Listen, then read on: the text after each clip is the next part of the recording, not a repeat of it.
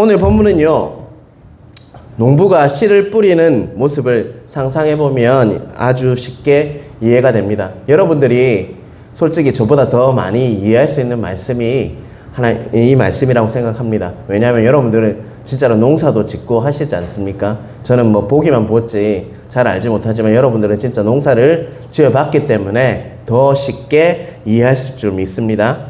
봄이 되면 농부는 뭐를 합니까? 기름진 땅에 씨를 뿌리죠. 그죠? 그리고 심을 때 분명히 하나님의 그게 하나의 씨를 이렇게 심어요. 하지만 눈에 보일까 말까한 그 씨가 이렇게 보잘것없는 씨이지만 햇빛과 공기가 물이 이렇게 공급되어지면 어떻게 됩니까? 그 씨가요, 자라기 시작하면서 싹이 나죠. 파란 싹이 나서 이제는 그 싹이 자라서 무엇을 이루죠? 줄기가 나고, 또 줄기는 뭐를 맺습니까? 가을에는 탐스러운 열매가 생기는 것이 바로 그 농부가 이렇게 농사하는 과정이라고 할 수 있습니다. 보잘것없고 연약한 씨가 어떻게 됩니까? 변하여서 100배, 또 60배, 30배 열매를 맺게 되는 비유가 바로 오늘 비유라고 할 수 있죠. 그렇듯이 하나님의 나라는요, 보잘것없는 것 같지만 자라고 풍성해져서 30배, 60배, 100배 열매 맺는다는 비유이기도 하지만 이 말씀을 통해서 오늘 우리에게 주시는 말씀은요, 우리 자신을 한번 돌아보시는 여러분 되시길 간절히 바랍니다. 오늘 본문에 4가지 종류의 밭이 나와요. 어떤 밭이 나옵니까? 예, 길가밭 나오고요. 두 번째는요, 돌짝밭이라고도 하죠. 돌밭, 그리고 가시덤불, 가시밭, 그리고 또요, 좋은 밭. 이 4가지 이렇게 밭이 이렇게 오늘 마태복음 13장에 이렇게 등장하고 있습니다. 먼저 4절에서 6절까지는 어디에 대해서 이야기하고 있습니까? 길가밭이라고 할 수 있죠. 길가밭은 그 이스라엘 팔레스타인 지역의 특성상 밭과 밭 사이에 난 길을 말합니다. 밭과 밭에 뭐가 있습니까? 여기도 밭과 밭 사이에 길이 있죠. 그렇듯이 그 밭이 있습니다. 이 길은요, 농부들이 마을 사람들 그리고 여행객들이 그 길을 타해서 자꾸 걸어다니면 그 길이 어떻게 될까요? 점점 더러워져요. 반질반질해지고 굳게 돼서 딱딱해지죠. 그래서 땅이 딱딱할 뿐만 아니라 사람들의 발에 씨가 어떻게 됩니까? 차이게 되고, 그래서 뿌리를 낼 수 없는 밭이 뭡니까? 길가밭이라고 할 수 있죠. 두 번째 5절 6절에는 어떤 밭이 등장을 합니까? 돌짝밭이라고도 하기도 하고요, 돌밭이라고 하죠. 이스라엘은 실제로 돌이 굉장히 많은 지역입니다. 그래서 처음에는 돌만 이렇게 깔려 있지만 공기와 물을 통해서 무엇이 그 위에 깔릴까요? 돌 위에 먼지, 흙 같은 게 이렇게 그것을 덮어버리겠죠. 그래서 이렇게 그 위에 이렇게 흙 모양으로 되어 있지만 실제로 그 밑에는 뭐가 있단 말입니까? 돌이 존재해서 씨가 이렇게 뿌려줘도 조금 내리다가 뭐에 막힐까요? 돌에 막혀서 뿌리를 내리지 못하는 것이 바로 돌밭이라고 할 수가 있죠. 돌들이 놓여 있어서 결국 뿌리가 내려줘도 얼마 못 가서 그 뿌리가 어떻게 될까요? 말라버리는 밭이 바로 돌짝밭이라고 할 수 있습니다. 그리고 7절에는 어떤 밭이 나옵니까? 네, 가시덤불이라고도 하고요, 가시밭이라고도 하기도 하고, 가시덤불이 덮인 밭이 바로 7절에 나오는 밭이라고 할 수 있죠. 근데 7절 하반부에 보면 뭐라고 해요? 가시가 자라서 무엇을 막았다고 이야기하고 있죠? 기온을 막았고 라고 말씀합니다. 저는 처음에 이 말씀을 잘 이해를 못했어요. 제가 부산에서만 자랐기 때문에 농사 지을 일도 없고, 솔직히 농사 짓는 일도 별로 해보지도 않았기 때문에 그 일을 몰랐어요. 그런데 이전에 있던 교회에 담임 목사님께서 월요일마다 지리산을 자주 올라갔어요. 근데 그 지리산에 올라가면 항상 농사를 시키거든요. 근데 그때 알았습니다. 농사가 얼마나 힘든 건지. 이게 잡초인지 풀인지 잘도 모르겠고, 이렇게 남자는 특별히 쪼그려 앉아 있으면 얼마나 힘든지 모르겠더라고요. 근데 그때 한날은 담임 목사님께서 가시밭을 보면서 이걸 다 쳐내라는 거예요. 그래서 우리는 삽 들고 꽃게기 들고 다 가가지고 그 밭을 쳤어요. 근데 어떤 게 일어나는 게 보면 그 가시덤불을 제거하고 나니까 밑에 풀이 없는 게 아니라 있더라고요. 그런데 다 어떻게 돼 있었을까요? 말라 붙어 있더라고요. 그 가시덤불의 특징이 뭐냐면 다른 나무들을 칭칭 감고 그 칭칭 감는 것이 그냥 한 부분만 감는 것이 아니라 그 지역 모두를 막 다 덮어버리더라고요. 그래서 결국 그 지역에 있는 나무들을 다 덮어버리니까 그 밑에 있는 식물이 올라오다가도 그 막아서 뭐라고 하고 있죠? 좀 전에 기운을 막았다라고 했잖아요. 그렇듯이 그 햇빛을 보고 자라야 되는데 물도 공급되고 이렇게 해야 되는데 잘 되지 않으니까 그 밑에 있는 것들이 다 말라 비틀어져 있는 것을 보면서 아 이래서 기운을 막았다라고 하는 거구나 라는 것을 깨달을 수가 있었습니다. 투덜투덜거리면서 월요일날 올라갔지만 그것을 통해서 말씀을 확인할 수 있는 시간이었다는 시간입니다. 가시덤불이 나무를 칭칭 감고 군락을 이루어 식물들을 덮어버리니까 결국 어떻게 됐다는 것입니까? 햇빛을 전혀 못 받고 기운을 막아버려서 말라 시들어버리는 밭이 무엇이란 말입니까? 가시덤불이라고 할 수가 있죠. 그리고 마지막 밭은 누구나 좋아하는 무슨 밭입니까? 옥토, 좋은 밭이라고 말씀하고 있죠. 딱딱하지도 않고요. 좋은 흙으로 잘 덮여 있어서 또 이렇게 씨를 뿌리기만 하면 어떻게 된단 말입니까? 30배, 60배, 100배, 100배, 60배, 30배 열매를 맺는 밭이 바로 오늘 좋은 밭이라고 할 수가 있죠. 사랑하는 성도 여러분, 네 가지 밭은 무엇을 이렇게 비유하는 것 같습니까? 우리의 인생, 우리의 마음을 이렇게 비유하는 밭이 바로 이렇게 비유라고 할 수 있습니다. 사랑하는 성도 여러분, 여러분은 과연 어떤 밭에 해당되십니까? 여러분은요? 자, 신방 갈 때 이 말씀을 잘 전하거든요, 솔직히. 근데 물어보면 다 대답이 다양해요. 자존감이 높으신 분은 나는 좋은 밭이죠, 이렇게 하는 분도 있고요. 아이고 나는 목사님 맨날 죄만 지어가지고 돌짝밭도 안 될 것 같습니다, 이렇게 하는 분도 있고 사람마다 다 다양합니다. 여러분은 과연 어떤 밭인 것 같습니까? 자, 한번 대답해 볼까요? 우리 민성이, 은성이는 무슨 밭입니까? 좋은 밭. 우리 은성이는요? 우리 배철복 권사님은요? 왜 솔직하게 이야기하세요, 왜? 우리 김상조 권사님은요? 좋은 밭이요. 김예정 권사님은요? 좋은 밭이라고요? 모르겠다고요? 우리 김병성 권사님은요? 좋은 밭이 되고, 진혜정 집사님은요? 잘 모르시겠고, 김용창 장로님은요? 저는 가시밭이. 가시밭이라고, 예. 예. 강인분이 나를 많이 염려와 걱정이 있어서 그러십니까? 자, 이 말씀 보면서 저도 과연 나는 어떤 밭일까 고민이 참 많이 되었어요. 그래서 이 말씀을 더 깊이 묵상하는 기회가 되었습니까? 과연 나는 어떤 밭일까 고민하면서 이 말씀을 연구할 수가 있었어요. 우리는 이 밭들을 각각 구분된 내가 연구하고 나서 이렇게 느낀 바를 좀 나눌까 합니다. 이 밭들을 각각 구분된 별개의 밭으로 여겨서는 안 된다는 것입니다.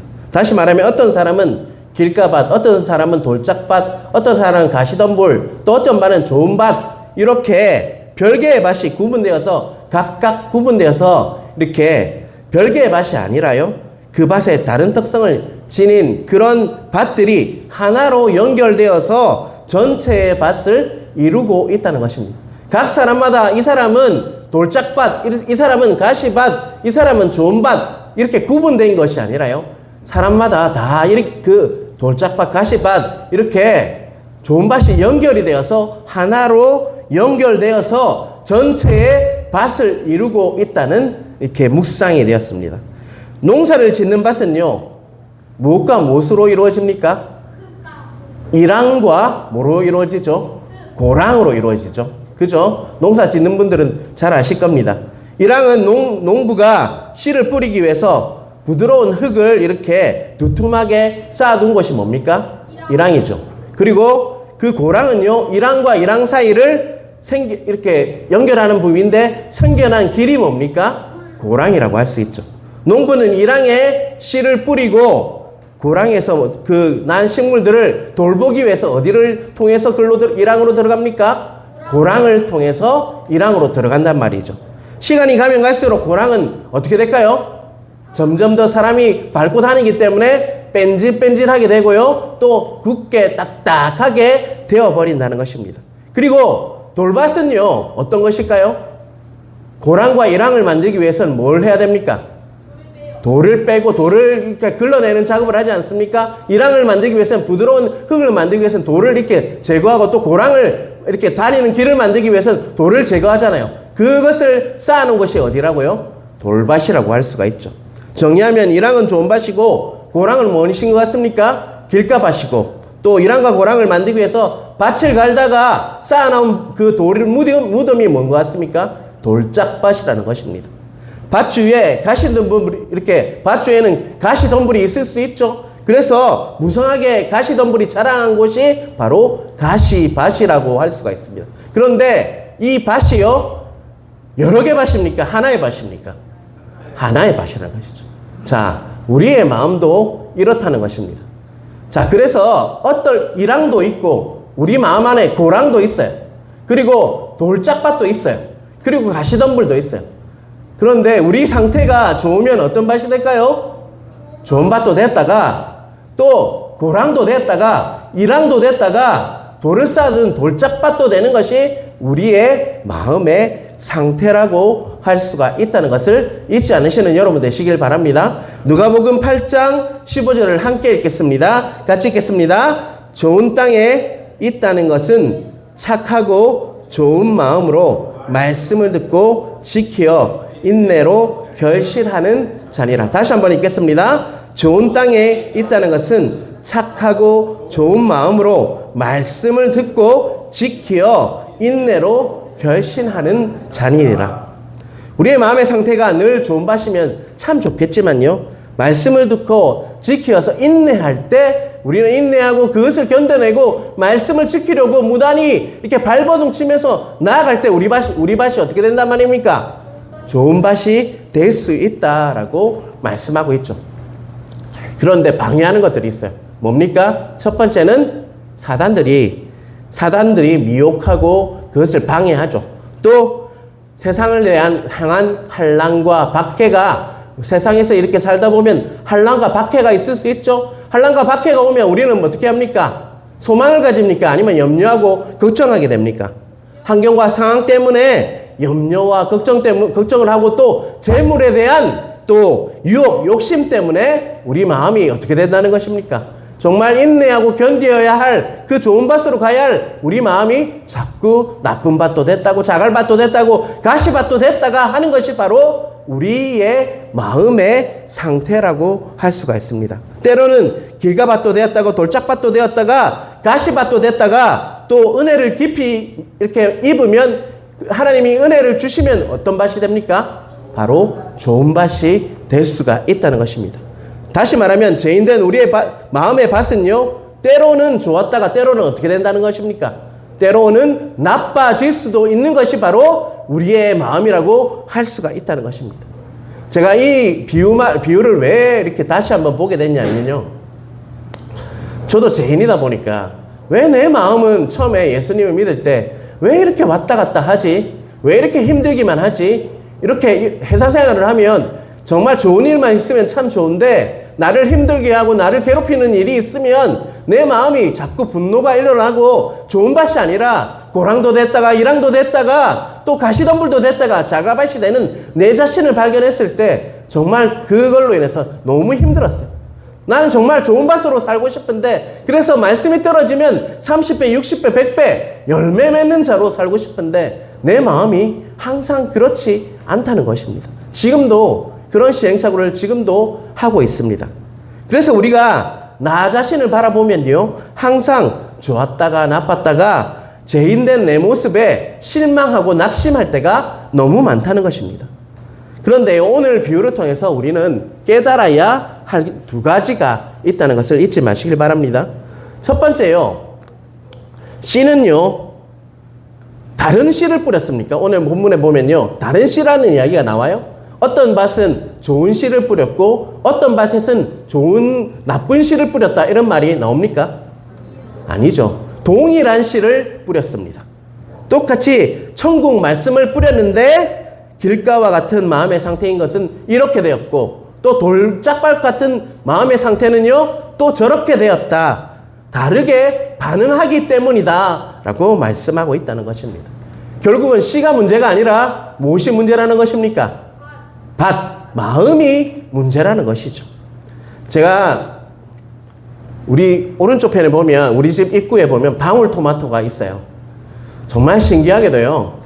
또 따고 또 따도 하수분같이 계속 열리고 있어요. 지금 너무 신기해요. 그래서 탑마트에 가서 우리 아내랑 우리 애들이랑 같이 가서 그때 600원에 그 방울토마토 묘목을 샀어요. 그리고 심었거든요.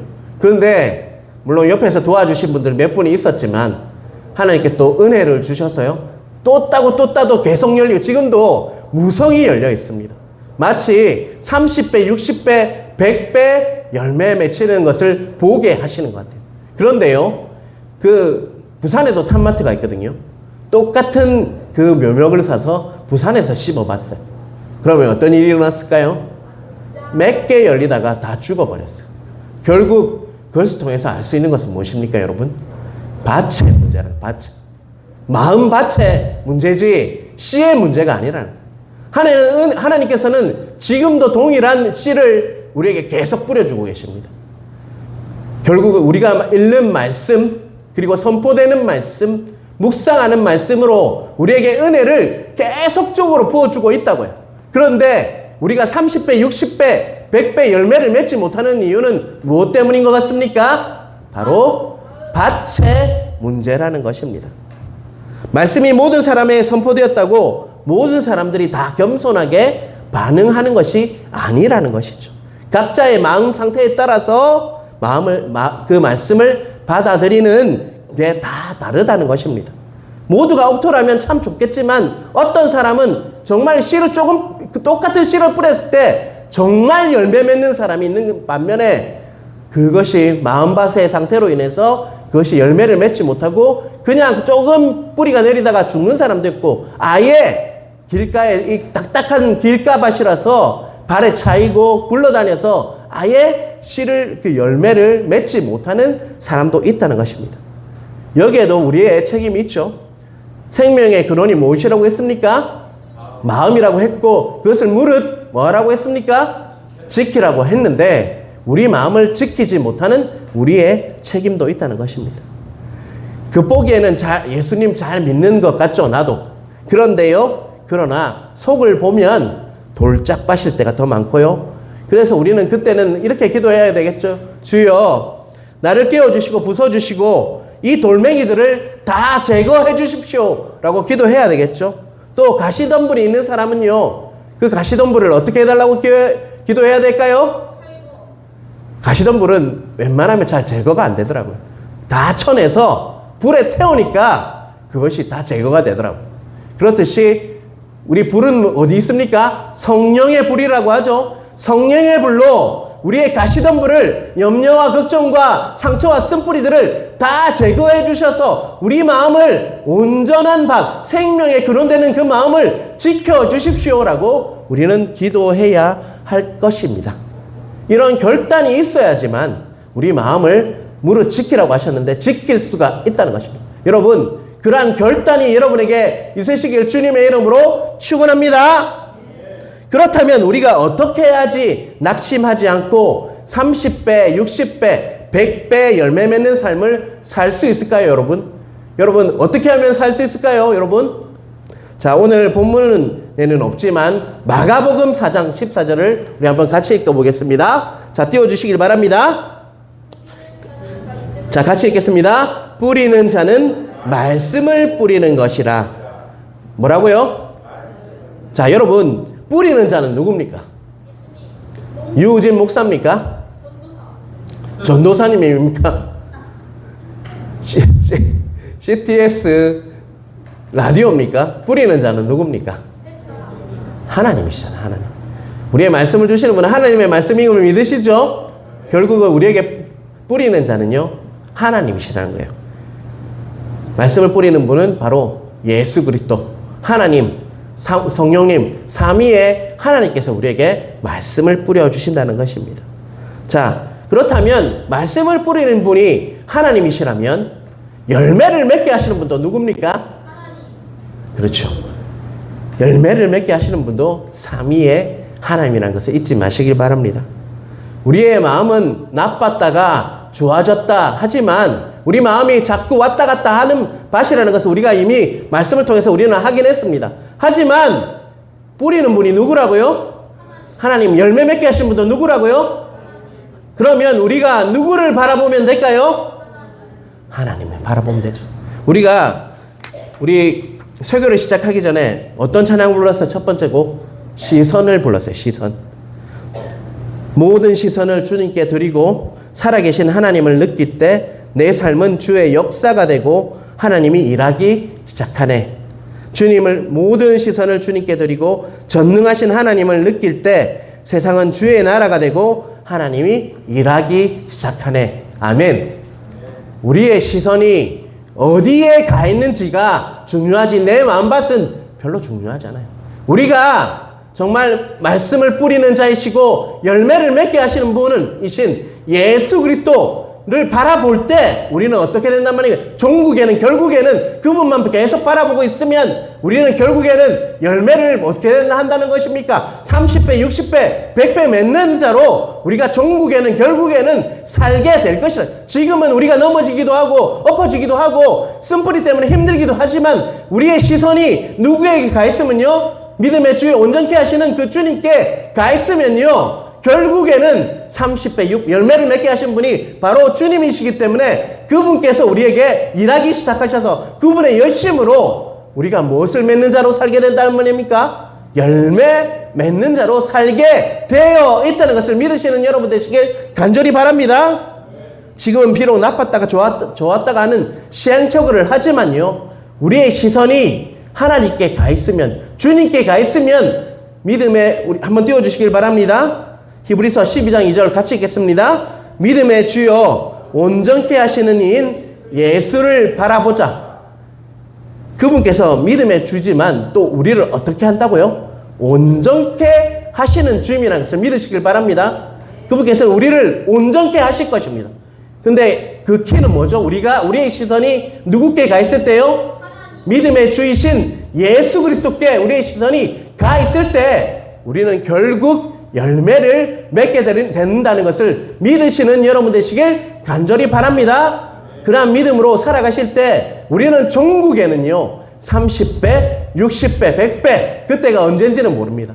하지만 결국은 언젠가는 종국에는 우리는 열매 맺는 자로 불러주셨다는 것을 신뢰하시는 여러분 되시길 간절히 바랍니다. 제가 한 번씩 나누는 예화가 하나 있어요. 제가 겪었던 일이죠. 제가 발레를 보러 갔습니다. 36회전 하는 발레리나를 보니까 정말 궁금했어요.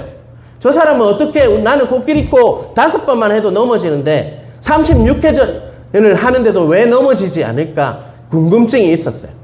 그런데 찾아보니까요, 그 이유가 있더라고요. 그 발레리노는요, 이렇게 무대에 왔을 때 한 지점을 이렇게 딱 바라본다고 합니다.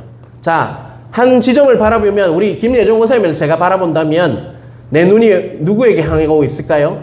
김예종 권사님에게 향하고 있겠죠. 시선이 우리 김예종 권사님에게 향하고 있으면 내 턱은요, 움직일까요? 안 움직일까요? 안 움직이죠. 그렇게 계속 발레리노는 연습을 한다고 합니다. 무조건 무대에 나오면 한 지점을 이렇게 본대요. 그러면 목이 움직이지 않음으로 인해서 계속 연습을 하면요, 넘어지지 않는 그런 결과를 가져온다고 합니다. 우리의 신앙생활도 마찬가지입니다. 우리의 시선이요, 믿음의 주여 온전케 하시는 주님을 바라보고 있으면 넘어질까요? 안 넘어질까요, 여러분? 안 넘어지죠. 우리는 나쁜 밭이 될 수도 있고 그렇지만 우리의 눈이, 시선이 주님께 가 있다면 결코 넘어지지 않는다는 것입니다. 결국 우리가 좋은 밭이 되기 위해서는 믿음의 주요 온전케 하시는 주님을 바라보면 우리는 종국에는 좋은 밭이 될 수 있다는 것 꼭 신뢰하시길 바랍니다. 여러분은 누구를 바라보아야 할까요? 우리 아들요? 우리 남편요? 우리 아내요? 그죠? 예수 그리스도를 바라보시는 여러분 되시길 간절히 바랍니다. 그래서 어떠한 환경과 염려와 걱정이 우리에게 다가올지라도 가시밭, 돌짝밭이 아니라요. 결국에는 예수 그리스도를 바라봄으로 정말 좋은 밭으로 종국에는 30배, 60배, 100배, 100배, 60배, 30배 열매 맺는 인생으로 살아가시는 여러분 각자 되시길 주님의 이름으로 축원합니다.